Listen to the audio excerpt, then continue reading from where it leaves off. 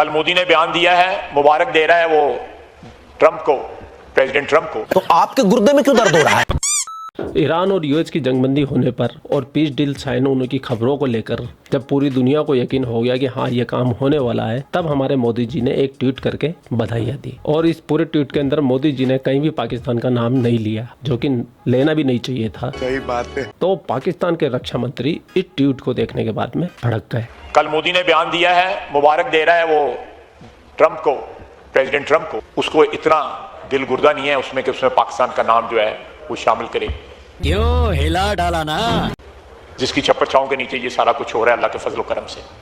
तो भाई तुम्हारा नाम तो जब लेते हैं ना जब तुम कुछ काम करते हैं। तुम्हारा आसिम मुनीर और शाहबाज ने जितने हाथ पैर मारे, जितनी भागदौड़ करी, जितने साम दाम दंड भेद लगाए, सब फेल हो गए। ये पीस डील करवा ही नहीं पाए तुम। अगर तुम ये पीस डील करवा देते ना तो ये पीस डील 2 महीने पहले ही हो जाती। तुम्हारा कोई कंट्रीब्यूशन नहीं है इस पीस डील के अंदर, तो तुम्हारा नाम लेंगे क्यों भाई? पूरी दुनिया में कोई तुम्हारा नाम नहीं ले रहा, यहाँ तक कि अमेरिका ने भी तुम्हें साइडलाइन कर दिया, वो भी पीस डील के अंदर तुम्हारा नाम नहीं ले रहे। तो इससे बड़ी बेइज्जती क्या होगी? और तुम हमसे उम्मीद रखते हो कि हम तुम्हारा नाम ले।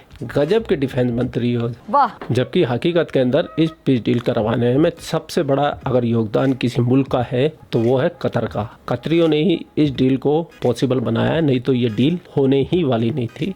ये जंग चलती रहती, पूरी दुनिया में महंगाई बढ़ती रहती। तो इस डील के लिए पाकिस्तान को क्रेडिट क्यों चाहिए भाई? और ये क्रेडिट के लिए भाई साहब मरे जा रहे हैं। इनको बस क्रेडिट चाहिए। ये जो रक्षा मंत्री बोल रहा है वो तो ठीक है, इनकी पाकिस्तान मीडिया तो कोरी बावरी हुए जा रही है कि हमको क्रेडिट मिलना चाहिए, ये जो काम किया है ये हमने किया है। पाकिस्तान मीडिया के चमनू ने तो भाई साहब क्रेडिट लेने के लिए हदें पार करती। सबसे पहले तो आप इस चमनू को सुनिए, फिर इसका दिमाग लगाते हैं ठिकाने पे, फिर इसके मुंह पे सच्चाई फेंक के मारेंगे। जब तक इसके कॉमेडी का आप आनंद लीजिए। मियां साहब, आउटराइटली इजराइल ने इसको मानने से इनकार कर दिया। और कल जो उसने हमला आखिरी किया था वो आखिरी कोशिश थी एक जिसको आप स्पाइलर कहते हैं, कभी इंडिया को और कभी उनको दुरुस्त फरमाते हैं आप, तो स्पाइल करने की कोशिश की, मगर बड़ी ही दानिशमंदी का मुजाहरा किया ईरान ने।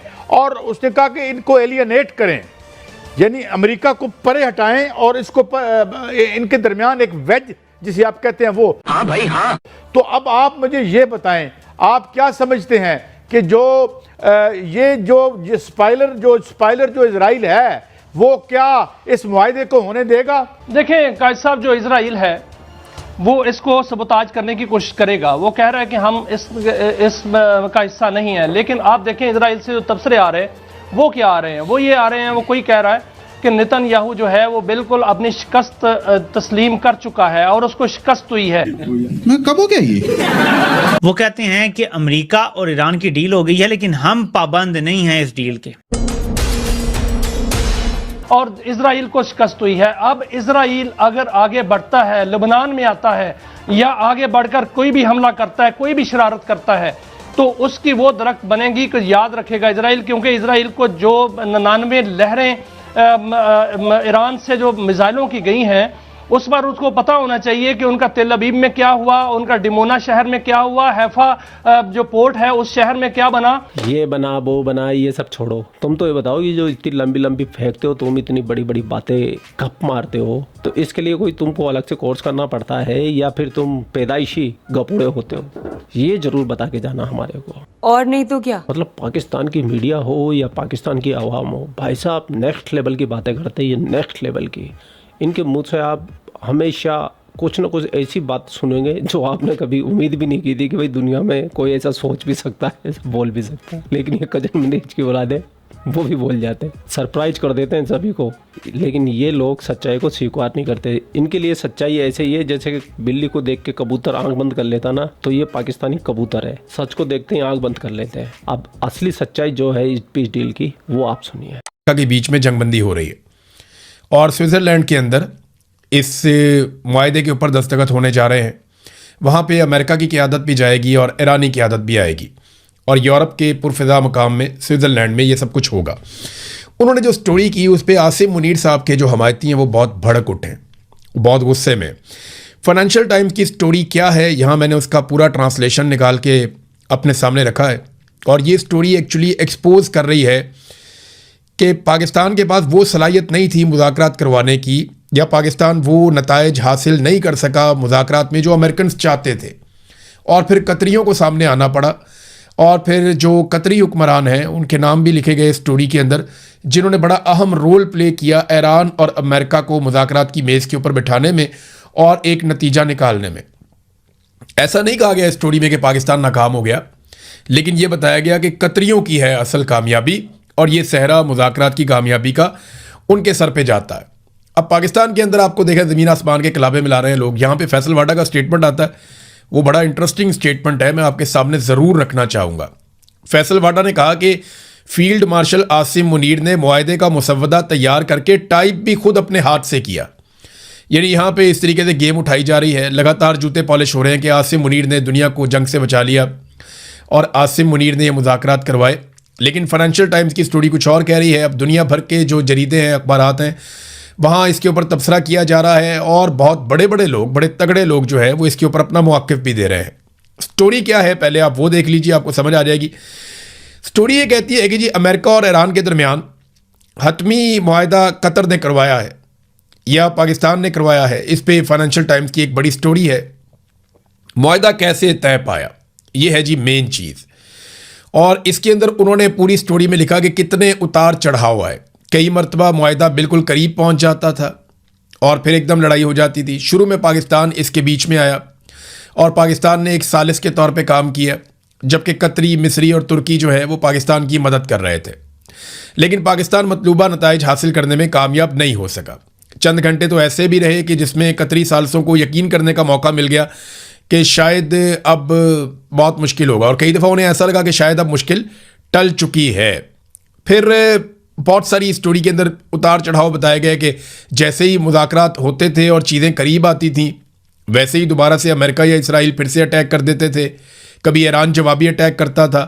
तो जो सबसे बड़ी रुकावट थी दोनों के बीच में, कोई मुआहदा नहीं हो पा रहा था, वो कतरियों को समझ आई मई के मिड में।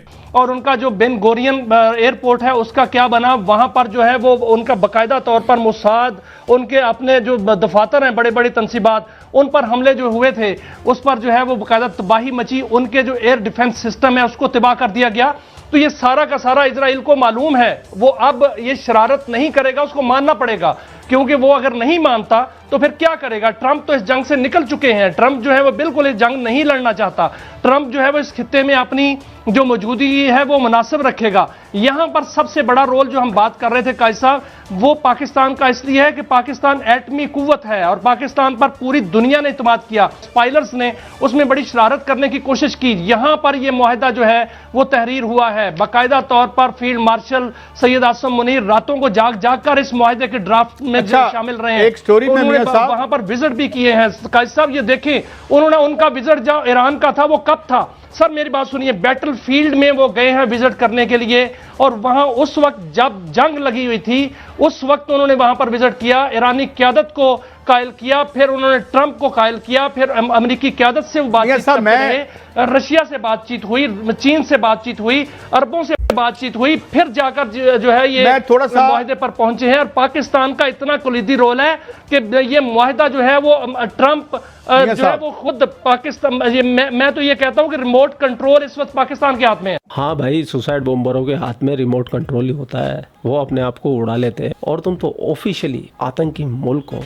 तुम्हारे यहाँ बच्चा पैदा होता है, ये थोड़ी ना कहते हैं कि लड़का हुआ है लड़की हुई है, भिड़ते ही कहते हैं मुजाहिदीन हुआ है, जिहादी हुआ है इंशाल्लाह। तो भाई उस रिमोट कंट्रोल को रखो अपने हाथ में, जरूरत पड़ेगी तब अपने आप को उड़ा लेना। ये इतनी बड़ी बड़ी फेंकते हो, छोड़ते हो, थोड़ा थोड़ा हमको भी बताओ भाई क्या राज है इसके पीछे। और फेंकने की बात चल रही तो भाई मैंने कल एक वीडियो देखा था एक लड़की का, पाकिस्तानी लड़की का। वो बंदी ये बता रही थी कि भाई जब चांद पे पहली बार जो बंदा गया ना, वो वहां पे अजान की आवाज सुनी उसने। भाई साहब मेरे तो हंस हंस के पेट में दर्द हो गया है बात सुन के कि क्या बोल रही है ये, क्या पढ़ा रहे हैं इनको पाकिस्तान के अंदर इनके मदरसे इनको क्या पढ़ा रहे हैं, कौन सा ज्ञान दे रहे। वो तो अच्छा हुआ जिसने कदम रखा है वहाँ पर, वो मुसलमान नहीं था। भाई साहब अगर वो पहला इंसानी मुसलमान होता ना तो ये पाकिस्तानी तो ये भी बोलते वहाँ मस्जिद भी थी, अजानें भी हो रही थी, मदरसे भी चल रहे थे, साथ में बेहतर हो रहे, नाच भी रही थी। फिर इनके दावे एक से एक होते हैं, तो भाई इन पाकिस्तानियों को कुछ नहीं हो सकता। तो 100 बात की एक ही बात है, ये कजन मैरिज की औलादें हैं, इनकी बुद्धि विकसित नहीं होती है। 70% पाकिस्तानी मानसिक रूप से कुपोषित है, इनको अच्छे डॉक्टरों की ज़रूरत है, और ये सही भी हो जाते हैं तो फिर ये मदरसे में जाके बिगड़ जाते हैं। करे क्या इस कौम का भाई। मुझे तो इस समस्या का समाधान ही नज़र नहीं आता। खैर, पूरा वीडियो आप लोगों ने देख लिया। वीडियो देखने के बाद में आपकी क्या राय है, कमेंट सेक्शन आपका है, आप भी कमेंट करके अपनी राय रख सकते हैं। आप लोग अपना ख्याल रखें। आपका भाई आपके लिए पाकिस्तान से रिलेटेड वीडियो लाता रहता है। जय हिंद, वंदे मातरम, जय श्री राम, जय श्री राम, जय श्री राम।